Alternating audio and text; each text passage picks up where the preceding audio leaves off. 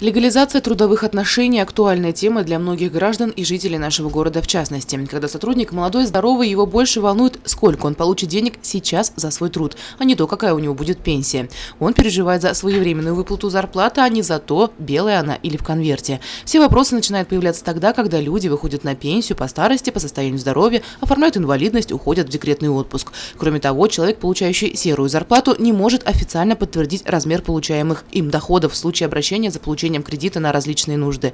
Сегодня сложившаяся ситуация с использованием схем выплат заработной платы в конвертах с целью занижения налогооблагаемой базы на особом контроле у правительства Российской Федерации. Большинство работодателей работают в законодательном поле, сознавая важность этой проблемы. Но есть и такие, которые, пытаясь получить как можно большую прибыль, уклоняются от уплаты налогов, используя труд граждан без надлежащего оформления трудовых отношений и выплачивают заработную плату в конвертах. Последствия этого происходит уменьшение финансирования социальных программ, сокращение объемов бесплатной медицинской помощи, а также приводит к сокращению средств для увеличения пенсий и пособий. На заседании были отмечены нарушения, которые выявляются в ходе обследования. Члены территориальной комиссии отмечают малый охват коллективными договорами объектов малого и среднего бизнеса. За 11 месяцев были проведены 54 проверки, в ходе которых выявлено 383 нарушения Трудового кодекса Российской Федерации. Представители Координационного совета отмечают, что при обнаружении данных нарушений надзорными органами работодателям предусмотрены серьезные штрафы.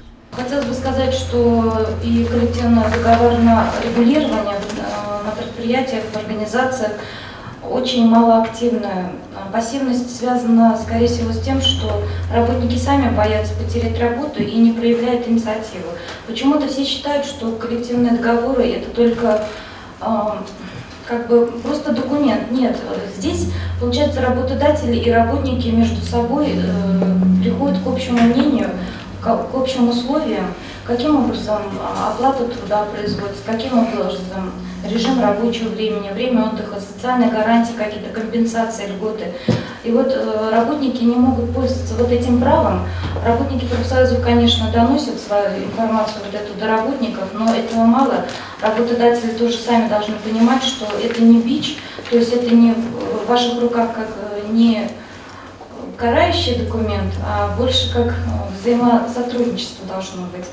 Помимо этого, на заседании рассматривались вопросы, касающиеся состояния пожарной безопасности в городе, реализации пенсионных прав работников и выполнения работодателями федерального закона о страховых взносах в пенсионный фонд и фонд обязательного медицинского страхования, а также был намечен план на предстоящий год.